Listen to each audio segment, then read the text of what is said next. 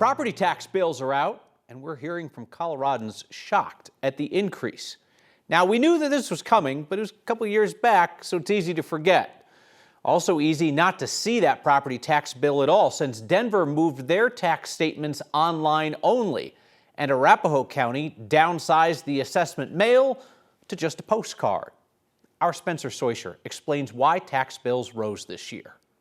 Rod says his bill is 21% higher than last year. Laura says her property taxes went up by 25%. So you have a mixture of things happening, which are causing some surprised billings for some people. Douglas County Assessor Toby Domish is about to have a long few months of explaining property tax changes. It's a tough story. We haven't known how to communicate it. We're going to try, but to explain the changes, we need to make two trips to the past. We'll start in 2022, when lawmakers passed a short-term relief bill that lowered property tax assessment rates and valuations on residential homes by $15,000 and multiplied that number by the 6.95% assessment rate. Our second stop in the past is 2024 and Senate Bill 233, also supposed to be a short-term fix. This bill gave people $55,000 off their home's value tax-free and multiplied that number by the 6.7% assessment rate to determine the value. $55,000 adjustment to actual value, which has been in existence for 2 years, 23 and 24, was removed for 2025. Think of it like this. You went to the grocery store 3 times to buy apples. The first time you bought the apples, they were 20% off. Then you went again, and they were 30% off. You may be getting used to the store absorbing some of the cost, but when you went a third time, the discounts on the apples were gone. Hello, current sticker shock. So if your value remained flat for the 25 reappraisal, meaning the assessor didn't change it, in a way, it automatically increased for property tax purposes by $55,000 because that value got put back on for this year. There's more than just those 2022 and 2024 discounts involved here, but that's a key difference in the bills. In 2026, the math gets even harder. There's a split assessment rate. Homeowners are paying one rate for funding your local school district and then to fund everything else except the school district. And then next year, this equation changes again, Kyle. This is pretty brutal math, and it's got to be tough financially for folks, especially on a fixed income. Yeah, there's really no way to figure out what you're going to pay. If they're going to change the laws in special sessions, if they're going to change what that discount is each time, it's certainly tough to plan ahead. And if you are on a fixed income, who knows what your bill's going to be and what direction it's going. Yeah, absolutely. And we talked about this years ago. We probably should have been on a couple months ago telling folks, hey, it's coming down the pike like we told you. But appreciate you explaining it. Spencer, thank you. A 40-year prison sentence today for one of the funeral home owners who left nearly 200 bodies in a building to rot.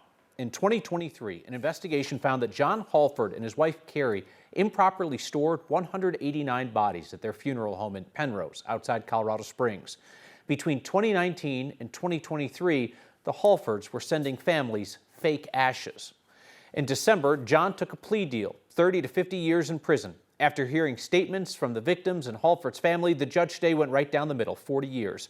Halford's wife also took a deal, faces 25 to 30 years when she's sentenced in April.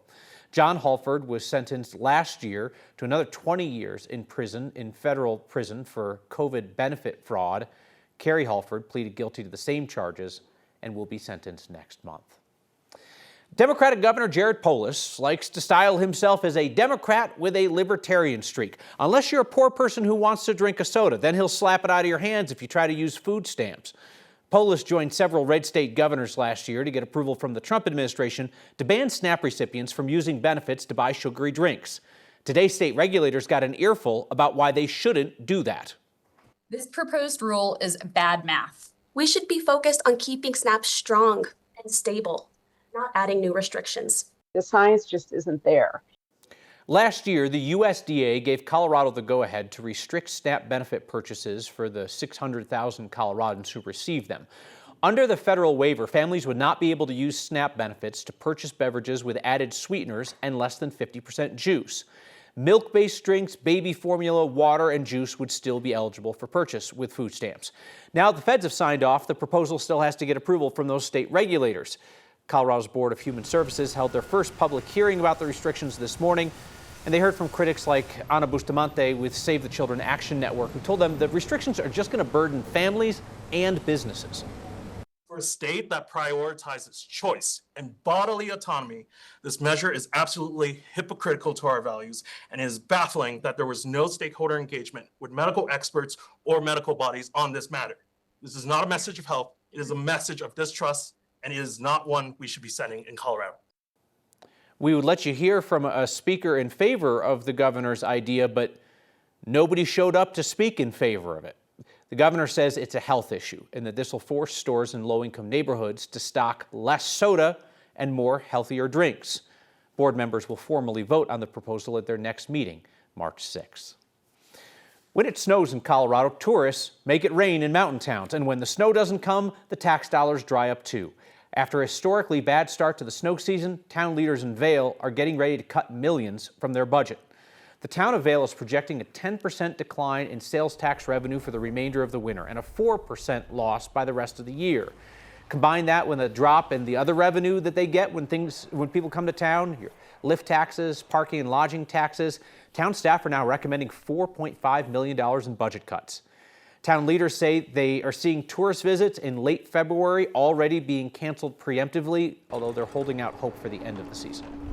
Where many people didn't say that they saw the Front Range showing up over the holidays, they saw them after we got a foot of snow. So there is pent-up demand down in the Front Range. January and February are definitely feeling the effects, and March is still, I think people are holding out hope.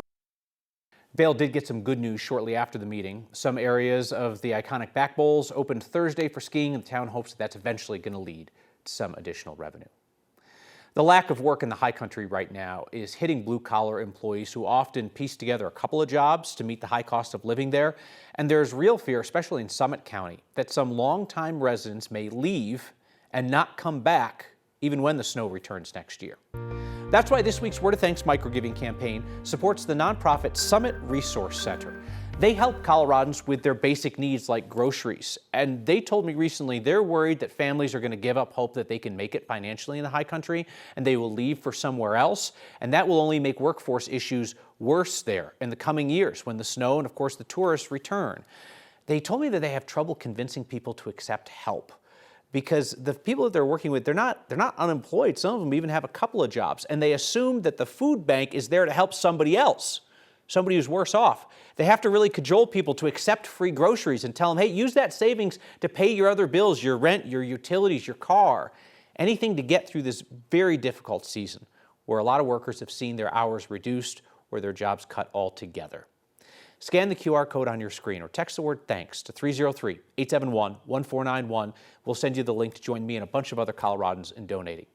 7,000 of you are already signed up to give this week and every week through a monthly donation to the Word of Thanks Fund. Put in your info, your donation amount, we automatically split it among all the nonprofits we feature, and we expect that that will add almost $50,000 to each weekly campaign.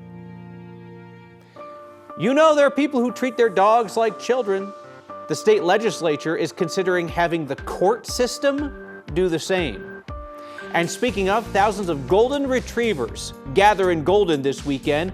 We stop by to ask the owners of the world's happiest dog our favorite Friday question. And we throw our support behind another Olympic underdog. Do you recognize this beautiful but tiny country? That's next. Chris Bianchi, the Broncos don't need a retractable roof stadium. We could host the Super Bowl this weekend. You're exactly right. We don't usually associate Super Bowl Sunday with grill outside and have some burgers, but that's what we're going to be looking at on this, what's been an exceptionally weird winter for us. It's going to be our warmest Super Bowl Sunday since 2020 and our second warmest in the last 25 years. With those temperatures, they'll top out around 65 on Super Bowl Sunday, which will be very comparable to what they're going to see in Santa Clara, if only our beloved Denver Broncos were playing in that game instead. Tomorrow, 66 in Denver, continuing this warm and dry stretch.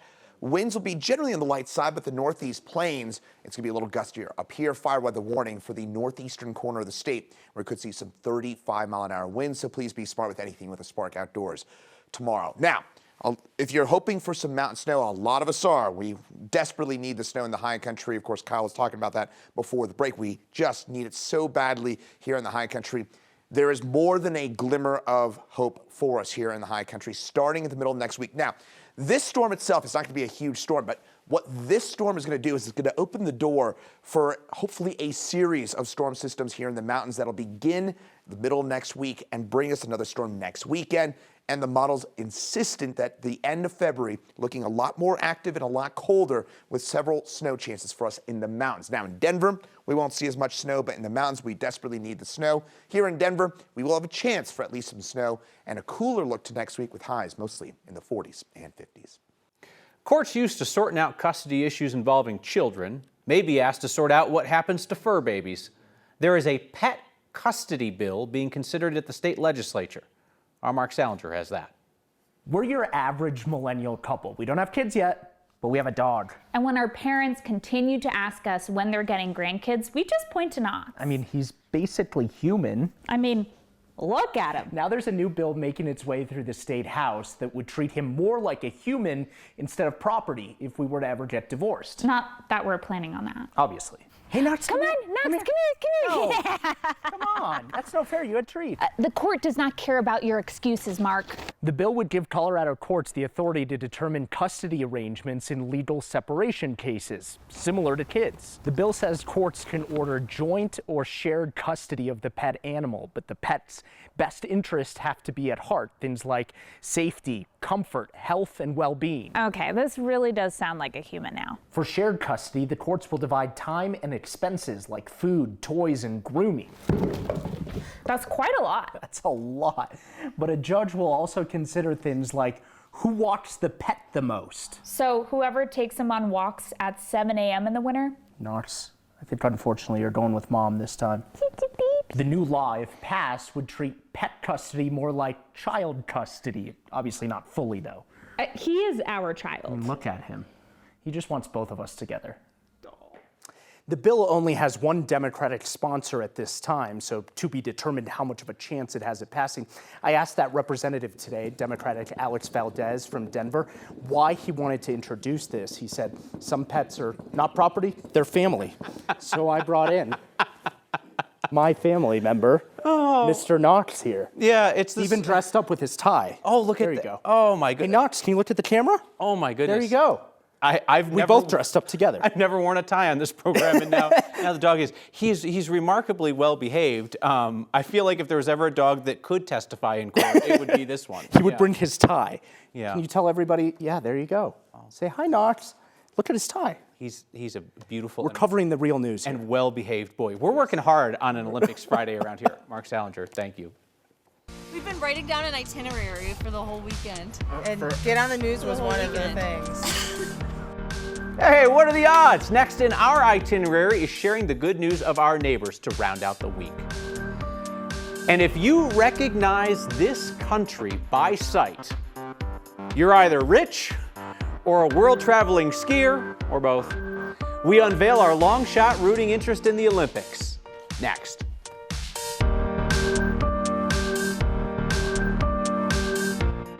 Get ready for all kinds of USA for the next 17 days as America goes for the gold in Italy. But let's be honest, this country's already got a lot of gold, you know? So along with cheering for the U.S. Olympic team, we here at Next always adopt another nation, some long shot that we can root for together. May we make the case for Liberia. When the pandemic summer games of 2020 were finally held in 2021, we cheered for Liberia, and they came so close to the podium. They had a fifth-place sprinter. In 2022, we learned Iceland had never won a Winter Olympics medal, and we learned that Amazon only sells Icelandic flags by the dozen. No medal for them that year. Maybe they'll medal this year, but they're dead to us now. Because in 2024, we finally picked a winner in Albania. They poached some Russians who didn't love what Vlad Putin was putting down, and a Russian-turned-Albanian wrestler won the bronze. This year, we're rooting for the Principality of the Valleys, the 16th smallest country in the world. They even have little cows on their flag. Let's hear it for Albania, shall we? Andorra, rather. It's Andorra. I've got last Olympics on the mind. One of these days, Andorra's going to medal at the Winter Olympics because they're basically like a self-governing ski resort. They're tucked into the Pyrenees Mountains between France and Spain. This year's small but mighty team of 7 Andorran Olympians is all skiers. And ladies and gentlemen, just wait until you feast your ears on the Andorran national anthem, El Gran Carlemany. It tells the story of Charlemagne's founding of Andorra in the Middle Ages. But the version we found doesn't have words. And I need to hit you with some Andorran fast facts. Land size, slightly larger than the city of Denver, about 85,000 people, so similar to Castle Rock, Loveland, or 10,000 more people than a packed Broncos game at Mile High. I can tell you're thirsty to learn more about Andorra with questions like, why does Andorra exist? It was created as a buffer between Muslim Spain and Christian France. It's so small and chill, it kept to itself, never got taken over. Andorra did send 3 soldiers to fight Germany in World War I, and as the legend goes, Germany didn't know Andorra was fighting them, didn't put them in the peace treaty, so Andorra was technically at war with Germany until the late 1950s. Andorra is the only country in the world to use Catalan as its official language. Our Mark Salinger speaks Catalan, so stay tuned for that. Andorra's economy is based on tourism and tax-free shopping, and it has excellent relations with the United States, but so did Greenland. Andorra's 7 athletes are vying for their nation's first ever Olympic medal. So as the Milan Cortina Games begin, go USA and Andorra. If you want to get out and enjoy the weather tomorrow, get swept up in a sea of thousands of dogs, mostly golden retrievers, head to Golden. That's where we went to find your neighbor's good news on a Friday. The Goldens have already descended. We have a dog, and he's the best dog in the world. He's not a Golden, so I'm just wondering why all these people are wrong. My good news is we are healthy. We've driven our dogs cross-country to enjoy Colorado and this Golden Festival and give them a little piece of joy all about them. My good news is that the weather, although there's no snow, the weather for this event is fantastic and I could not expect for anything better. My good news of today is I quit my job and I'm leaning in to balance out my nervous system. And I have a puppy. My good news is my friend's in town. So we get to dance and giggle and hug. And watch the Goldens and Golden. Yeah.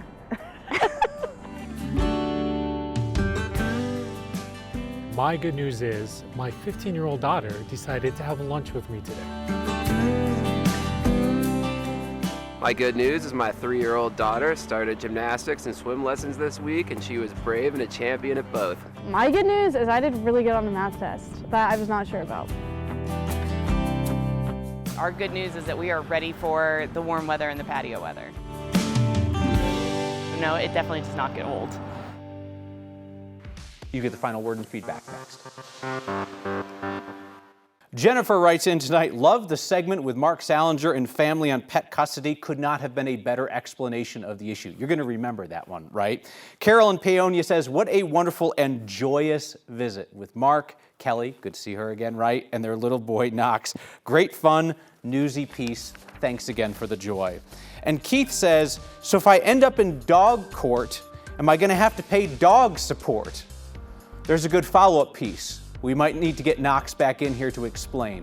Enjoy the opening ceremonies tonight at 7 on 9 News. See you next time.